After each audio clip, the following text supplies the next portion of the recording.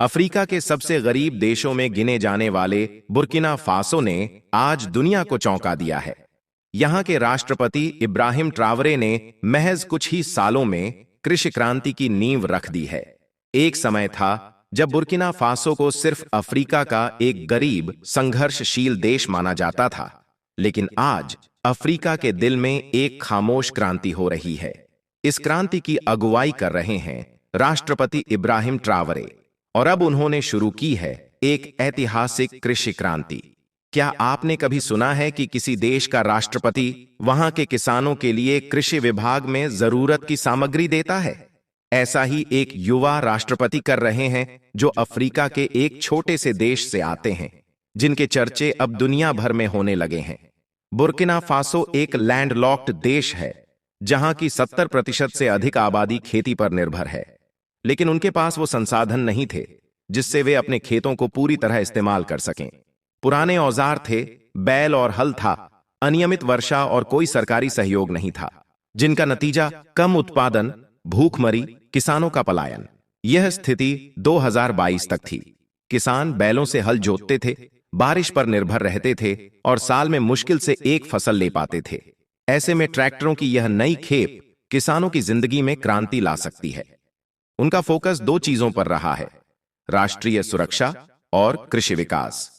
Burkina Faso में ज्यादातर लोग किसान हैं, लेकिन आधुनिक साधनों की कमी से वे गरीबी, भूखमरी और पलायन का सामना कर रहे थे। ऐसे में ट्रावरे ने फैसला लिया, खेती को बदलना है, देश को बदलना है। 2022 में जब ट्रावरे सत्ता में आए, उन्होंने सिर्फ राजनीतिक बदलाव नहीं किया, उन्होंने देश की रीढ़ कृषि को मजबूत करने की ठानी। और तब आया यह ऐतिहासिक कदम। 1000 आधुनिक ट्रैक्टर मंगवाए गए, घाना के टे पोर्ट के जरिए। घाना से इसलिए मंगवाए गए क्योंकि बुर्किना फासो समुद्र से घिरा नहीं है और सबसे नजदीकी पोर्ट घाना का टे पोर्ट ही है। यह कोई साधारण ट्रैक्टर नहीं थे। जीपीएस आधारित नियंत्रण, मल्टीफंक्शनल उपकरण, प्लाउ, सीडर और हार्वेस्टर अटैचमेंट, पर्यावरण अनुकूल तकनीक से भरपूर थे। यह सिर्फ मशीनें नहीं हैं, यह एक नई सोच, नई दिशा और एक नई उम्मीद का प्रतीक है। साल 2024 में उन्होंने पहली बार 400 ट्रैक्टर मंगवाए और अब 2025 में 68 ट्रैक्टर और जोड़े गए हैं। कुल मिलाकर देश के पास अब 108 ट्रैक्टर हैं, जो एक ऐतिहासिक रिकॉर्ड है।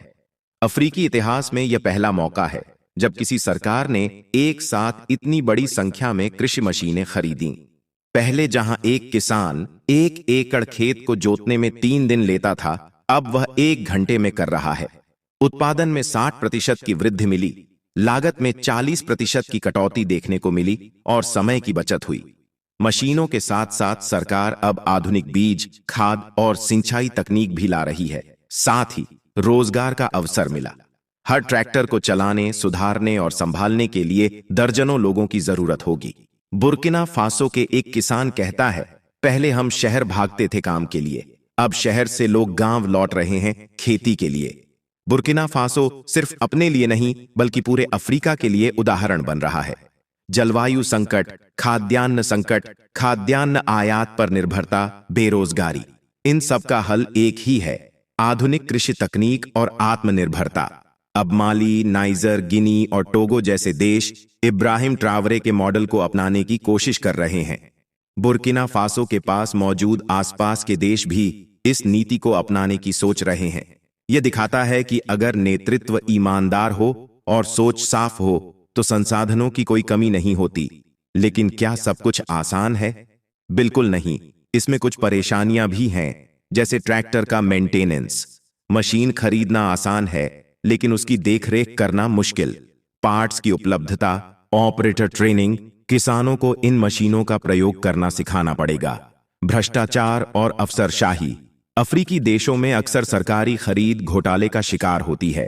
ट्रावरे की सरकार को पारदर्शिता बनानी होगी, पर ट्रावरे सरकार ने इसके लिए भी सिस्टम तैयार किया। प्रत्येक जिले में ट्रेनिंग सेंटर खोला, युवाओं को टेक्निकल एजुकेशन दिया, ट्रैक्टर शेयरिंग सिस्टम, किसान क्रेडिट कार्ड जैसी योजनाएं लाए। बुर्किना फासो के गांवों में जब यह ट्रैक्टर पहुंचे तो लोगों ने कहा, अब हमें उम्मीद है, अब हमारे बच्चे भूखे नहीं सोएंगे। पहली बार हमें लगा कि कोई सरकार हमारे लिए भी काम कर रही है। साल 2024 में इब्राहिम ट्रावरे ने 400 ट्रैक्टर के साथ साथ 249 मोटरसाइकिल और 710 मोटर पंप वितरित किए। इसके अतिरिक्त सरकार ने फार्म एजेंटों के लिए 714 मोटरसाइकिलें प्रदान की हैं। सरकार उत्पादकों को 10,000 टन मछली भोजन, 68,964 टन उर्वरक, 10,000 लीटर फाइटोसैनिटरी उत्पाद, 18,000 टन सब्जी के बीज, 2,300 टन चारा बीज और 10,000 टन केंद्रित खाद्य पदार्थों के साथ भी सहायता कर रही है। आज जब दुनिया सुपर पावर बनने की होड़ में लगी है, एक युवा नेता अपने देश को खेती की शक्ति से सुपर पावर बना रहा है। उनका ट्रैक्टर योजना सिर्फ एक कृषि नीति नहीं है, यह अफ्रीका में विकास की नई परिभाषा है। जब एक युवा नेता साहस के साथ सही फैसले लेता है तो भूख से लड़ते लोग भी सपने दिखने लगते हैं। इब्राहिम ट्रावरे का सपना है हर खेत लहराए, हर पेट भरे और अफ्रीका आत्मनिर्भर बने। यह मैंने पहली बार सुना है कि किसी देश के राष्ट्रपति अपने किसानों के लिए ट्रैक्टर से लेकर खाद्य पदार्थों से सहायता कर रहे हैं। इससे पहले इब्राहिम ट्रावरे साल 2023 में इन्हीं हालात में 2023 की एक सुबह बुर्किना फासो की राजधानी ओगाडोगू में हजारों लोगों की भीड़ के सामने राष्ट्रपति इब्राहिम ट्रावरे ने वह ऐलान किया जिससे लोगों की आंखें भर आईं। उन्होंने कहा, हर बुर्किना फासो नागरिक को उसके सिर पर छत मिलनी चाहिए। यह कोई दया नहीं है, यह न्याय है। हम शुरू कर रहे हैं राष्ट्रीय आवास मिशन, जिसके तहत हम बनाएंगे 500 घर बिल्कुल मुफ्त। यह शब्द नहीं थे, यह उम्मीद की गूंज थी। यह हजारों लोगों की उम्मीद थी। यह भाषण नहीं था, बल्कि यह अफ्रीका का एक नया इतिहास लिखा जा रहा था। लेकिन यह केवल घर बनाने की योजना नहीं थी, यह बुर्किना फासो के लोगों के लिए नई उम्मीद थी। इस काम में स्थानीय मिस्त्री और मजदूरों को हायर किया गया, जिससे लाखों लोगों को रोजगार मिला। सिविक डिफेंस वॉलंटियर्स, जो इब्राहिम ट्रावरे की निजी प्रेरणा से बने हैं, वे भी निर्माण में मदद कर रहे हैं। देश का हर कोना इस काम में जुड़ चुका है। इन 500 घरों की विशेषताएं भी किसी चमत्कार से कम नहीं है। यह है इब्राहिम ट्रावरे, जो अफ्रीका को एक नई राह दिखा रहा है। आपको बता दें कि इब्राहिम ट्रावरे जब सत्ता में आए तो दुनिया के सबसे युवा राष्ट्राध्यक्ष बन गए, सिर्फ 34 साल की उम्र में। आपको जानकर हैरानी होगी कि जब ट्रावरे सत्ता में आए तो देश भर में लोग झंडे और पोस्टर लेकर सड़कों पर निकल आए। बुर्किना फासो के लोगों ने उन्हें मसीहा की तरह देखा, क्योंकि इब्राहिम ट्रावरे ने स्पष्ट कहा कि हम अपनी धरती पर विदेशी हस्तक्षेप नहीं चाहते, हमें अपने लोगों की रक्षा खुद करनी होगी। उन्होंने फ्रांस की सैन्य उपस्थिति पर भी सवाल उठाए। बुर्किना फासो से फ्रांस की आर्मी को निकाला। इब्राहिम ट्रावरे ने कहा कि देश की रक्षा की जिम्मेदारी बुर्किना फासो की है, फ्रांस की नहीं। दोस्तों, इब्राहिम ट्रावरे अकेले नहीं हैं। पिछले कुछ सालों में अफ्रीका के देश माली, नाइजर, गिनी जैसे देशों में भी सेना ने तख्ता पलट किया और सत्ता संभाली। हर जगह एक ही बात, विदेशी दखल बंद करो, देश बचाओ। इब्राहिम ट्रावरे साल 2022 में सत्ता में आए थे। 3 साल में इब्राहिम ट्रावरे ने दिखा दिया कि एक युवा नेता कैसे बदलाव ला सकता है। उनकी ईमानदारी, साहस और राष्ट्रभक्ति ने उन्हें जनता का सच्चा नेता बना दिया है। बुर्किना फासो आज भी चुनौतियों से जूझ रहा है, लेकिन उम्मीद की एक किरण है इब्राहिम ट्रावरे, जो कि अपने काम, जज्बे और हुनर से दुनिया भर में नाम कमा रहे हैं। दोस्तों, आपका इब्राहिम ट्रावरे के बारे में क्या कहना है? कमेंट करके जरूर बताइए। दोस्तों, इब्राहिम ट्रावरे वही इब्राहिम ट्रावरे जिसे आज दुनिया मुसलमानों का नया लीडर कह रही है, जो अपना रोल मॉडल हजरत बिलाल हबसी रदी अल्लाह ताला अन्हु को बताते हैं, जिनका कंपटीशन लोग सुल्तान सलाहुद्दीन अयूबी और सद्दाम हुसैन से कर रहे हैं, जो अमेरिका और यूरोप की आंखों में आंखें डालकर बात करता है, जिनकी बहादुरी के चर्चे आज पूरी दुनिया में हो रही है। क्यों हो रही है इनका चर्चा? चलिए आज की वीडियो में जानते हैं कौन है इब्राहिम ट्रावरे, और बात करते हैं आज इब्राहिम ट्रावरे की दिलचस्प कहानी के बारे में। एक अफ्रीकी मुल्क बुर्किना फासो, वहां का एक छोटा सा गांव पंटोई, वहीं 14 मार्च 1988 को एक बच्चा पैदा हुआ। नाम रखा गया इब्राहिम ट्रावरे। कौन जानता था कि यह बच्चा आगे चलकर एक दिन पूरी दुनिया के सामने एक मुस्लिम लीडर के तौर पर खड़ा होगा। और उसके बोलने से अमेरिका और यूरोप के पसीने छूटने लगेंगे। आज दुनिया जिसे अफ्रीका का नया सुल्तान कह रही है, वह खुद को हजरत बिलाल हबसी रदी अल्लाह ताला अन्हु के खानदान का कहते हैं, जिनकी लोग कभी सलाहुद्दीन अयूबी से तो कभी सद्दाम हुसैन से तुलना करते हैं। वो कोई आम लीडर नहीं है, वो एक लहर है, एक आवाज है जो कमजोरों के लिए उठी है। ट्रोरे की कहानी गांव से शुरू होती है, जहां ना बिजली थी ना पक्के रास्ते। यहां बच्चे मिट्टी में खेलते और खेतों में मेहनत करते। उनके वालिद एक मेहनती किसान थे और मां घर संभालती थी। घर में जो सबसे कीमती चीज थी वह थी ईमानदारी और सब्र की तालीम। यही तालीम इब्राहिम की बुनियाद बनी। गांव के एक छोटे से स्कूल से पढ़ाई शुरू की, फिर बुर्किना फासो की राजधानी वागाडगू में दाखिला लिया और फिर यूनिवर्सिटी ऑफ वागाडगू में तालीम पूरी की। यहीं पर उन्होंने फौज में जाने का फैसला किया। यह फैसला उनका तख्त बदलने वाला नहीं, दुनिया बदलने वाला साबित हुआ। ट्रेनिंग के लिए मोरक्को की मिलिट्री एकेडमी गए। वहां उन्होंने सिर्फ बंदूक चलाना नहीं सीखा, बल्कि अपने मुल्क से मोहब्बत करना सीखा। फिर बुर्किना फासो की फौज में शामिल हो गए। आर्टिलरी यूनिट में काम किया, जहां लोगों ने देखा कि ट्रोरे सिर्फ एक अफसर नहीं, एक सच्चा सिपाही है। ना घमंड ना लालच, बस जज्बा। उस वक्त बुर्किना फासो दहशतगर्दी से तबाह हो रहा था। गांव के गांव खाली हो रहे थे, बच्चों के स्कूल जलाए जा रहे थे, मस्जिदों में धमाके हो रहे थे। लोगों को इंसाफ नहीं मिल रहा था और सियासी लीडर कुर्सियों पर बैठे तमाशा देख रहे थे। इसी अंधेरे में ट्रोरे ने रोशनी की शामा जलाने की ठानी। जनवरी 2022 में पहले एक तख्ता पलट हुआ, लेकिन हालात और बिगड़े। फिर 30 सितंबर 2022 को कैप्टन इब्राहिम ट्रोरे सामने आए और एक और तख्ता पलट करके हुकूमत को अपने हाथ में ले लिया। लेकिन यह तख्ता पलट सियासत के लिए नहीं था, यह अपने लोगों के लिए था, उनके दर्द के लिए था। अपने पहले बयान में उन्होंने जो अल्फाज कहे वह आज भी लोगों के दिलों में जिंदा है। उन्होंने कहा, मैंने तुम्हारे लिए जंग की है और अब तुम्हारे लिए जान भी देने को तैयार हूं। बस यहीं से एक लीडर का जन्म हुआ। लेकिन ट्रोरे सिर्फ अपने मुल्क की नहीं, पूरी दुनिया की बात करते हैं। उन्होंने रूस का दौरा किया, पुतिन से मुलाकात की और कहा, हम अब और गुलामी नहीं करेंगे, ना फ्रांस की ना अमेरिका की। उन्होंने वह बातें कहीं जो शायद कोई अफ्रीकी लीडर कहने की हिम्मत नहीं करता। उनकी एक स्पीच ने पूरी दुनिया को हिला दिया। उन्होंने CNN, BBC और फ्रांस 24 जैसी बड़ी मीडिया को खुलेआम ललकारा। कहा, मैं तुम्हारे झूठ को रिकॉर्ड कर रहा हूं और इस बार तुम माइक बंद नहीं कर सकते। उन्होंने कहा, मैंने बचपन से तुम्हारी बनाई झूठी तस्वीरों में अफ्रीका को देखा, भूखा नंगा बीमार। लेकिन अब मैं बड़ा हो गया हूं, मुझे सच्चाई समझ आ रही है। अफ्रीका वही नहीं है जो तुमने दिखाया। अफ्रीका जिंदा है, मजबूत है और अब तुम्हारे झूठ से डरने वाला नहीं। उनकी यह बातें सिर्फ अफ्रीका नहीं, पूरी दुनिया के उन लोगों के दिलों में उतर गई जो जुल्म के खिलाफ आवाज उठाना चाहते हैं। ट्रोरे एक सच्चे मुसलमान हैं। उनकी हर बात में इस्लाम की झलक मिलती है। जब वह इंसाफ, बराबरी और खुद मुख्तारी की बात करते हैं तो लगता है जैसे कि किसी मस्जिद के मेंबर में कोई खुतबा दिया जा रहा हो। दहशतगर्दी के खिलाफ उनकी जंग सिर्फ एक हुकूमत की नहीं, एक दीनी जिम्मेदारी है। ट्रोरे को लोग थॉमस संकारा जैसे पुराने रिवॉल्यूशनरी लीडर से मिलाते हैं। उनकी सादा जिंदगी, सख्त रवैया और मजबूत इरादे लोगों को जोश से भर देते हैं। कई बार तख्ता पलट की कोशिश हुई, लेकिन ट्रोरे डरे नहीं, बल्कि और मजबूती से खड़े हुए। खबर है कि रूस ने उनकी हिफाजत के लिए स्पेशल कमांडो भी भेजे हैं, क्योंकि अब उनकी जान को खतरा है। वह सिर्फ एक लीडर नहीं, अब एक मिसाल बन चुके हैं। लेकिन चुनौती कम नहीं है। दहशतगर्दी, सियासी तनाव और मगरबी ताकतों का दबाव, इन सब के बीच ट्रोरे को अपने मुल्क को बचाना है। मगर उन्होंने हार नहीं मानी और यही बात उन्हें एक सच्चा लीडर बनाती है।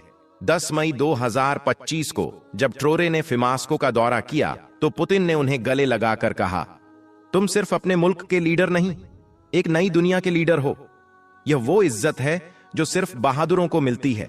ट्रोरे की कहानी अभी खत्म नहीं हुई, यह तो बस शुरुआत है। एक गांव का सीधा साधा लड़का अब अफ्रीका के नक्शे को बदल रहा है। वह लड़ रहा है इंसाफ के लिए, मुसलमानों की इज्जत के लिए, अपने मुल्क की खुद मुख्तारी के लिए। अब सवाल यह है कि क्या इब्राहिम ट्रेवरे वाकई उस इनकलाब की शुरुआत है जिसकी अफ्रीका को सदियों से तलाश थी? क्या वह अपना मुल्क दहशतगर्दी और गरीबी से आजाद करा पाएंगे? यह जवाब वक्त देगा। लेकिन एक बात साफ है, आज अफ्रीका में और पूरी मुस्लिम दुनिया में एक नया नाम गूंज रहा है, इब्राहिम ट्रोरे। आप उन्हें किस तरह का लीडर मानते हैं?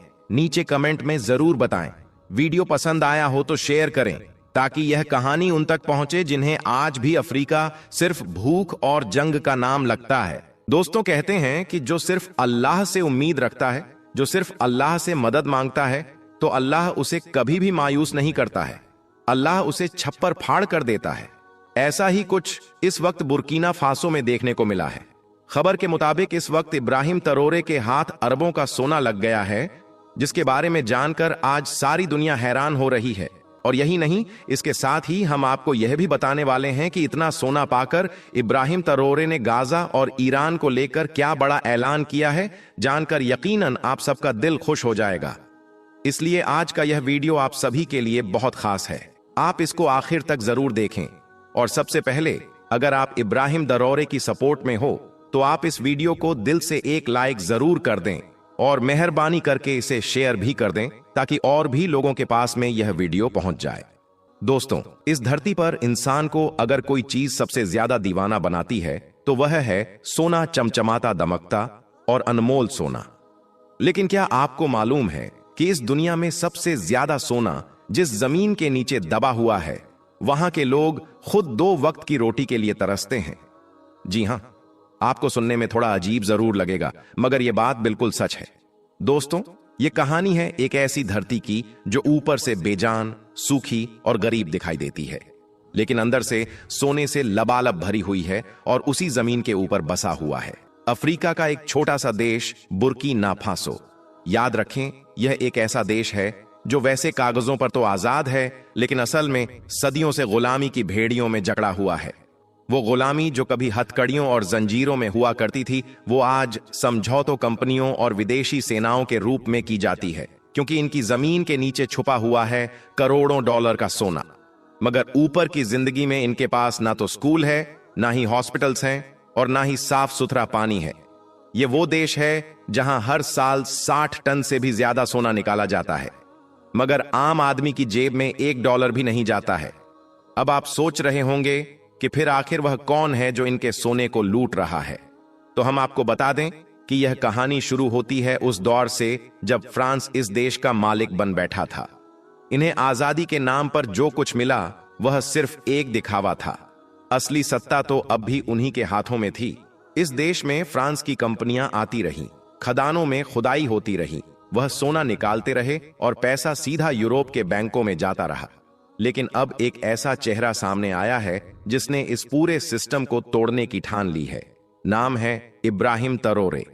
उम्र महज 34 साल, लेकिन इरादे इतने फौलादी कि पूरी दुनिया की बड़ी बड़ी ताकतें अब इस नौजवान के नाम से भी डरने लगी हैं। 2022 में जब इब्राहिम ट्रोरे ने बुर्किना फासो की सत्ता संभाली थी, तो उस वक्त किसी ने सोचा भी नहीं था कि यह लड़का पूरे सिस्टम को हिला देगा।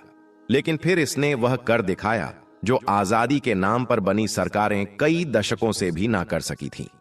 इब्राहिम ट्रोरे ने सबसे पहले फ्रांस की सेना को सीधा अल्टीमेटम दिया कि 6 हफ्तों के अंदर देश छोड़ो।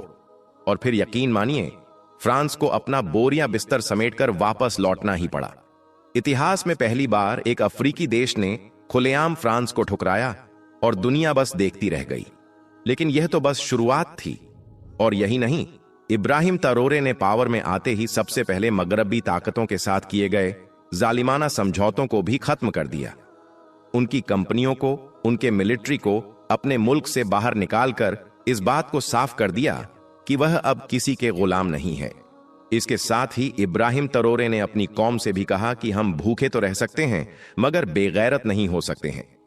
इस तरह से फिर इब्राहिम ट्रोरे का नाम पूरे अफ्रीका में इज्जत और गैरत की अलामत बन गया। दोस्तों, इसके बाद इब्राहिम ट्रोरे ने अगला कदम उठाया देश का खनिज, सोना और तेल को लेकर। इन सब चीजों पर विदेशी कंपनियों की पकड़ थी उसको तोड़ना। इसलिए अब एक ऐसे समझौते की जांच शुरू हो गई। पहले से किए गए सारे समझौते रद्द किए जाने लगे, विदेशी लूट को रोकने के लिए कानून बनाए जाने लगे और बस यहीं से शुरू हुई इनकी असली लड़ाई। बस इसी वजह से फिर सारे पश्चिमी देश बुर्किना फासो के दुश्मन बन बैठे और इब्राहिम तरोरे को मारने का प्लान बनाने लगे। इसको कमजोर करने के लिए नई नई हथकंडे अपनाने लगे। इसके लिए अमेरिका, इजराइल, फ्रांस जैसे देशों ने इन पर पूरी तरह से पाबंदियां लगानी शुरू कर दी। अब यह सब पश्चिमी देश मिलकर इस बात की कोशिश करने लगे कि किसी भी तरह से इब्राहिम तरोरे को पूरी तरह से कमजोर कर दिया जाए और इस पर तरह तरह की पाबंदियां लगाकर इसको घुटनों पर ला दिया जाए। लेकिन कहते हैं कि जो अल्लाह का नेक बंदा होता है, जो अल्लाह से मदद मांगने वाला होता है, अल्लाह उसकी जरूर सुनता है और फिर उसको छप्पर फाड़ कर देता भी है। इनके हर जुल्म पर इब्राहिम तरोरे हर बार यही बात कहता रहा कि हम किसी के सामने नहीं झुकेंगे, हम किसी के गुलाम नहीं हैं, हम सिर्फ और सिर्फ अल्लाह के सामने झुकते हैं और किसी के आगे नहीं। लेकिन दूसरी तरफ यूरोपियन यूनियन और अमेरिका जैसे देश हर तरह से इब्राहिम तरोरे पर पाबंदियां लगाते रहे, इनको हर तरफ से घेर लिया। मगर फिर भी इब्राहिम तरोरे बिल्कुल भी नहीं घबराया और अल्लाह पर अपना भरोसा मजबूत रखा और अल्लाह से मदद मांगता रहा। आखिर में अल्लाह ने इब्राहिम तरोरे की ऐसी मदद की जिसके बारे में जानकर सारे पश्चिमी देशों के होश उड़ गए। दोस्तों, इस वक्त खबर आ रही है कि इब्राहिम तरोरे को सोने का एक बहुत बड़ा खजाना हाथ लग गया है, यानी कि अरबों खरबों का खजाना मिल गया है। रिपोर्ट्स के मुताबिक इस सोने की खदान का वजन तकरीबन 3.5 मिलियन ओस यानी कि लगभग 99 टन सोना बताया जा रहा है। अगर हम इस सोने की कीमत की बात करें तो यह सोना तकरीबन 6 अरब डॉलर यानी कि करीब 44,000 करोड़ का सोना बताया जा रहा है। हम आपको बता दें कि यह खबर मंगलवार को बुर्किना फासो की एक न्यूज एजेंसी की तरफ से जारी की गई थी। आपको मालूम है कि वैसे तो दुनिया भर से सोना निकलने की खबर आती ही रहती है, लेकिन यह इतना बड़ा खजाना मिलने की खबर आई है जो आज तक शायद पहले कभी नहीं आई होगी। यानी कि इतना ज्यादा सोना पहले कभी किसी को नहीं मिला होगा जितना सोना इस वक्त इब्राहिम तरोरे को मिला है। हम आपको बता दें कि इस खबर ने पूरी दुनिया का ध्यान इसलिए भी खींचा है क्योंकि इब्राहिम तरोरे ने आज तक अल्लाह के सिवाय किसी और के आगे अपना हाथ नहीं फैलाया है और इन्होंने आज तक अल्लाह के सिवाय किसी और से कुछ नहीं मांगा है। इसने सिर्फ और सिर्फ अल्लाह से मांगा है। इसलिए अब कहा जा रहा है कि अल्लाह पाक ने इब्राहिम तरोरे को यह भी मदद भेजी है। इसलिए इस खबर को जानकर आज पूरी दुनिया हैरान हो रही है। दोस्तों, अब आपको बताते हैं कि बुर्किना फासो में सोने का यह बड़ा खजाना कहां पर मिला है। रिपोर्ट्स के मुताबिक बुर्किना फासो में यह सोना बनफोरा शहर के करीब मिला है। बनफोरा के करीब एक वादी में खुदाई का काम चल रहा था। इसी दौरान उनको यहां सोने की खदान मिली है। इसे पाकर इब्राहिम तरोरे को बड़ा फायदा हुआ है। इतने बड़े खजाने को देखकर आज इब्राहिम तरोरे ही नहीं बल्कि दुनिया के तमाम मुस्लिम अल्लाह का शुक्र अदा कर रहे हैं।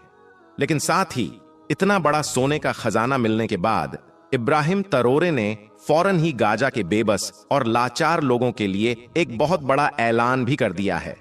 इन्होंने कहा कि इस खजाने में से आधा सोना वो गाजा के बच्चों को तोहफा करेंगे। इस बात का ऐलान करते हुए इब्राहिम तरोरे के अल्फाज कुछ इस तरह से थे, मैं आज अपना यह सोना गाजा के बच्चों को दे रहा हूं क्योंकि यह मेरी नहीं बल्कि अल्लाह की अमानत है, और अगर आज मैं इसे इन मजलूमों के काम ना लाया तो कल कयामत के दिन मैं अल्लाह को क्या जवाब दूंगा। दोस्तों, इब्राहिम तरोरे का यह ऐलान करना था कि पूरी दुनिया में टहलका मच गया। इनका यह फैसला पूरी दुनिया में गूंज उठा। इजराइल ने इसका शदीद विरोध भी किया। अमेरिका जैसे देशों ने इनको धमकियां भी दी, मगर इब्राहिम तरोरे कहां मानने वाला था। इनका ईमान तो चट्टान की तरह मजबूत था। इस मौके पर इब्राहिम तरोरे ने फिलिस्तीन के लोगों को मुखातिब होकर एक बहुत जज्बाती तकरीर भी की, जिसमें इब्राहिम तरोरे ने कहा कि गाजा के मुसलमानों, तुम तन्हा नहीं हो। जब तक मेरा दिल धड़क रहा है, जब तक मेरी रगों में खून बह रहा है, मैं तुम्हारे साथ हूं। अब तुम्हारी यह जंग मेरी जंग है, अब तुम्हारी तकलीफ मेरी तकलीफ है। इसके साथ ही इब्राहिम तरोरे ने ईरान पर किए गए हमले को लेकर इजराइल को भी खरी खोटी सुनाई और कहा कि हम हर तरीके से ईरान के साथ हैं, हमारी फौज ईरान के साथ है और अब वक्त आ गया है, हम सब मिलकर इजराइल को घुटनों पर लाएंगे। दोस्तों, इस तकरीर को सुनकर आज दुनिया के बड़े बड़े ताकतवर देश हिल गए, मगर साथ ही इब्राहिम तरोरे की इस तकरीर ने पूरी दुनिया के मुसलमानों को मुत्तहिद कर दिया, यानी कि एक कर दिया। अब हर मुसलमान के दिल में यही सवाल उठ रहा है कि अगर एक अफ्रीकी मुसलमान इतनी कुर्बानियां दे सकता है तो हम क्यों नहीं? फिर हम सब खामोश क्यों हैं? अल्लाह से दुआ है कि अल्लाह पाक गाजा के मुसलमानों की गायब से मदद फरमाए और इब्राहिम तरोरे को सेहत और कामरानी अता फरमाए। आमीन, अल्लाहुम्मा आमीन। एक बार आप भी कमेंट बॉक्स में आमीन जरूर लिख दें। दोस्तों, आज हम एक ऐसे राज से पर्दा उठाने जा रहे हैं जो सदियों से दिलों में दफन है। इस्लाम का वो पहलू जिसने मुसलमानों को दो हिस्सों में बांट दिया, सुन्नी और शिया। यह सिर्फ इबादत या रस्मों का फर्क नहीं, बल्कि सोच, इतिहास और मान्यताओं का टकराव है। ये क्या आप जानते हैं कि यह फर्क सिर्फ नमाज और मातम तक सीमित नहीं है, बल्कि यह लड़ाई इस बात पर है कि रसूल अल्लाह सल्लल्लाहु ताला अलैहि वसल्लम के बाद कौन था असली वारिस। आज की यह वीडियो आपकी सोच को झकझोर कर रख देगी, तो इस वीडियो को आखिर तक जरूर देखिएगा, क्योंकि हर अगले मिनट में वो खुलासे होने वाले हैं जो आपने पहले कभी नहीं सुने होंगे। और आखिर में हम एक ऐसी बात बताएंगे जो शायद दोनों फिरकों को जोड़ने की एक कुंजी बन सकती है। उससे पहले आपके किस फिरके को सही फिरका मानते हैं, कमेंट करके अपनी राय जरूर दें। तो चलिए शुरू करते हैं एक सच्चाई जिसे जानना हर मुसलमान के लिए जरूरी है। दोस्तों, शिया और सुन्नी इस्लाम के दो बड़े फिरके हैं। सुन्नी दुनिया के मुसलमानों का 80% है, जबकि शिया की कुल आबादी 10 से 15% है। हिंदुस्तान की तकरीबन 10 से 13% आबादी का ताल्लुक शिया फिरके से है। हजारों सालों से ये दोनों जमातें एक दूसरे के साथ रहती नजर आती रही हैं, मगर इसके बावजूद इन दोनों के दरमियान एक काफी गहरी और न खत्म होने वाली लकीर भी दिखाई देती है। आज की इस वीडियो में हम इन दोनों जमातों के दरमियान कुछ ऐसे इख्तिलाफात का जिक्र करेंगे जो कि सदियों से इनके दरमियान मौजूद है। नंबर 1, सुन्नी और शिया के दरमियान पहला इख्तिलाफ उस वक्त पेश आया जब आप सल्लल्लाहु ताला अलैहि वसल्लम के विसाल के बाद खलीफा को चुनने का मसला दरपेश था। एक जमात ने कहा कि रसूलुल्लाह सल्लल्लाहु ताला अलैहि वसल्लम के विसाल के बाद जानशीन उनके खानदान से ही होना चाहिए, जबकि दूसरी जमात ने सहाबाए किराम में से एक लायक शख्स का मशवरा दिया।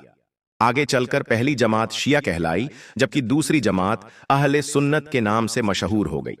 नंबर 2, शिया हजरात को तमाम मुसलमानों से अलग करने वाला अमल इनका मातम है, जो कि ये लोग मुहर्रमुल हराम के दिनों में करते हैं। इनके मुताबिक करबला के मैदान में नवासाए रसूल सल्लल्लाहु ताला अलैहि वसल्लम को शहीद करने के बाद उनके खानदान के साथ जुल्म किया गया।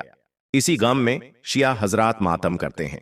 नंबर 3, सुन्नी जमात में कलमा कुछ यूं पढ़ा जाता है, ला इलाहा इल्लल्लाह मुहम्मदुर रसूलुल्लाह, जिसका तर्जुमा कुछ इस तरह है कि अल्लाह के सिवा कोई माबूद नहीं और मुहम्मद सल्लल्लाहु ताला अलैहि वसल्लम अल्लाह के रसूल हैं।